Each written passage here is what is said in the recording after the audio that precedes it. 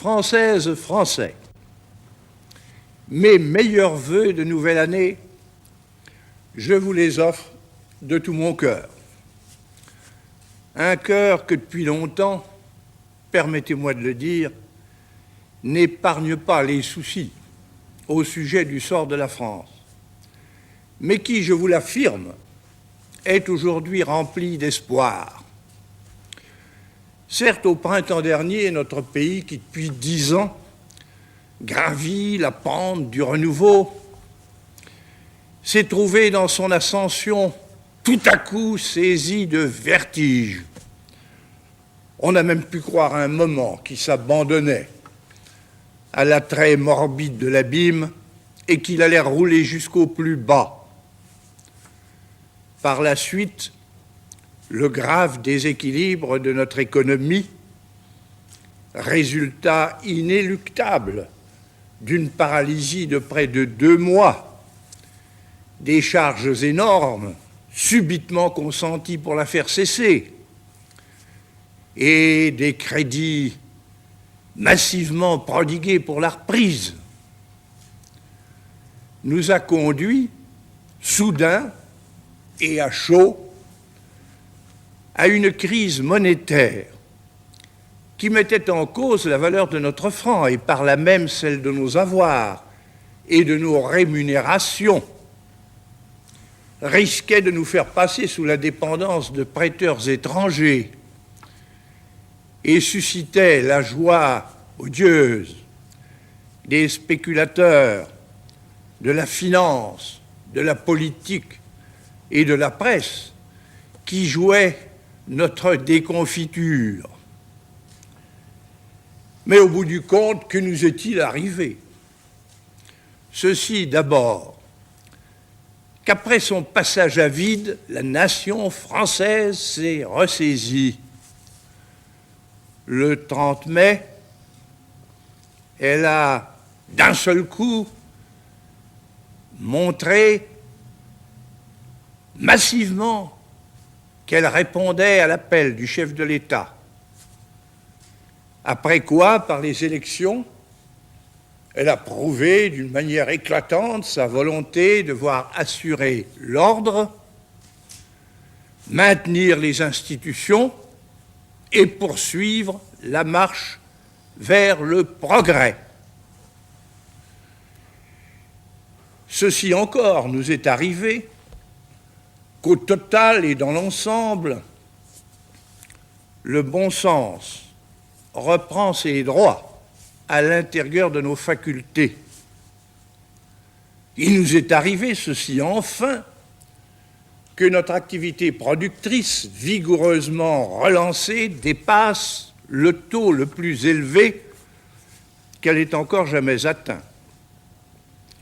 Que notre monnaie, ayant traversé l'ouragan sans perdre sa parité, se tient ferme sur sa position et que tous ceux qui ont misé sur le recul de la France en sont pour leur honte et pour leurs frais. Portons donc en terre les diables qui nous ont tourmentés pendant l'année qui se termine. Laissons à leurs complices et à leurs partisans la tristesse et la déception, car le fait que nous ayons une fois de plus heureusement surmonté les épreuves nous donne les meilleures raisons d'être confiants en nous-mêmes. Cependant, il est bien vrai que nous ne réparerons pas dans la pagaille et dans la facilité les mauvais coups qui viennent d'être portés à notre pays.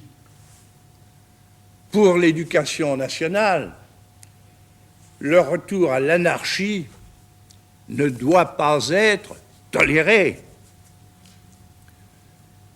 sous peine que soit inapplicable tout ce qui a été fait pour elle depuis 10 ans et tout ce qui est en voie de l'être grâce à la loi d'orientation. L'intérêt public exige qu'indépendamment des mesures qui, là comme ailleurs, incombent au service d'ordre, ils reviennent à ceux qui, dans nos universités, nos lycées, nos écoles, sont en fonction, c'est-à-dire en charge et en responsabilité, d'y exercer leur autorité, et aux enseignants, aux étudiants, aux familles, de les y aider activement pour l'économie, qu'il s'agisse des prix et des salaires, ou bien des dépenses publiques, ou bien des changes et du crédit. Les limitations et les contrôles voulus sont absolument nécessaires jusqu'au retour complet à l'équilibre. Ceci pour que nous puissions sauvegarder la balance de nos paiements, consolider dans la réalité les accroissements de rémunération qui ont été apparemment fixés dans les chiffres, faire en sorte que nous vendions au dehors au moins autant que nous y achetons, bref, empêcher que la supercherie de l'inflation ne nous fasse glisser au gouffre de la ruine et de la misère, comme jadis le chant des sirènes faisait tomber les marins dans la mer. Alors, nous étant remis d'aplomb, nous franchirons certainement dans l'expansion et dans la règle une étape nouvelle de développement et de prospérité.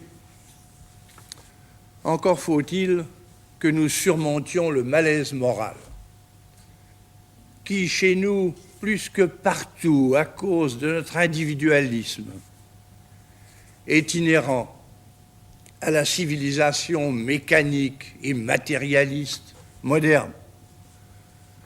Faute de quoi les fanatiques de la destruction, les doctrinaires de la négation et les spécialistes de la démagogie auraient encore une fois beau jeu de susciter l'amertume pour provoquer l'agitation, sans que d'ailleurs leur stérilité, qu'ils appellent insolemment et dérisoirement la révolution, puisse tendre à rien d'autre qu'à tout dissoudre dans le néant, ou bien à tout pousser sous les broyeuses totalitaires. Or, à l'origine de ce trouble, il y a le sentiment attristant et irritant qu'éprouvent les hommes d'à présent d'être saisis et entraînés par un engrenage économique et social sur lequel ils n'ont pas de prise et qui fait d'eux des instruments à ce mal du siècle qui est le mal des âmes. Nous pouvons, pour notre part, contribuer à remédier en organisant la participation de tous à la marche de l'activité à laquelle ils contribuent, de telle façon que chacun soit dignement associé à ce qui se passe à son propre sujet et qu'il assume des devoirs en même temps qu'il fait valoir des droits. C'est cela que nous sommes en train de faire dans notre université. C'est cela que nous allons développer après l'avoir commencé à l'intérieur de nos entreprises. C'est cela que nous réaliserons en associant les collectivités territoriales de notre pays et les catégories économiques et sociales, soit au plan de la région, aux mesures qui touchent la vie locale, soit au plan de la nation, à la préparation des lois. Voilà la réforme de la condition des hommes, autrement dit de leur rapport, qui doit marquer l'an de grâce 1969 et nous faire à la fois plus forts et plus fraternels. D'autant mieux que si nous, Français, ne sommes pas actuellement une nation physiquement gigantesque, si par exemple il nous faut laisser à d'autres l'admirable mérite de réussir le tour de la Lune, nous n'en avons pas moins à jouer dans le monde, à l'avantage de tous les peuples, un rôle qui soit bien à nous. Cela implique que, sans nuire aucunement à nos amitiés traditionnelles, nous restions solides et indépendants. C'est parce que nous le sommes redevenus depuis 10 ans, après une longue période où le malheur alternait avec l'inconsistance, que nous nous trouvons en mesure d'agir pour aider efficacement à la solution des problèmes aigus de l'univers. Lesquels? Chacun peut les énumérer.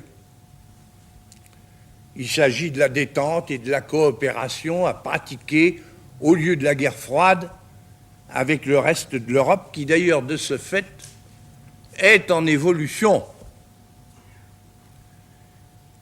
Soit aussi de l'affreux conflit vietnamien auquel peuvent mettre un terme des négociations à Paris, soit de l'issue internationale au drame du Moyen-Orient, issue qui est déjà tracée, mais qui doit être absolument mise en œuvre, ce dont les grandes puissances ont les moyens,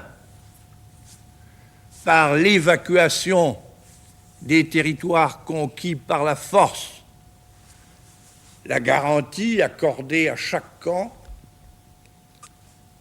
quant à une juste frontière et quant à sa sécurité, par la libre navigation attribuée partout et à tous, et par un sort acceptable assuré aux réfugiés. Il s'agit aussi de l'entrée de l'énorme Chine dans le concert des grandes puissances et dans celui des Nations Unies, parce qu'elle a sa place à y tenir et que l'isolement ne vaut rien. Soit encore de la libre conduite de sa propre vie nationale par le peuple français du Canada, soit du droit de disposer de lui-même, à reconnaître au vaillant Biafra, soit de l'aide qui doit être apportée par les nations bien pourvues au progrès de celles qui ne le sont pas, soit de l'établissement d'un système monétaire mondial qui soit fondé non pas sur le privilège d'une monnaie, mais sur 2 critères impartiaux. D'une part, la valeur de l'or, d'autre part, une organisation du crédit exclusive de la spéculation.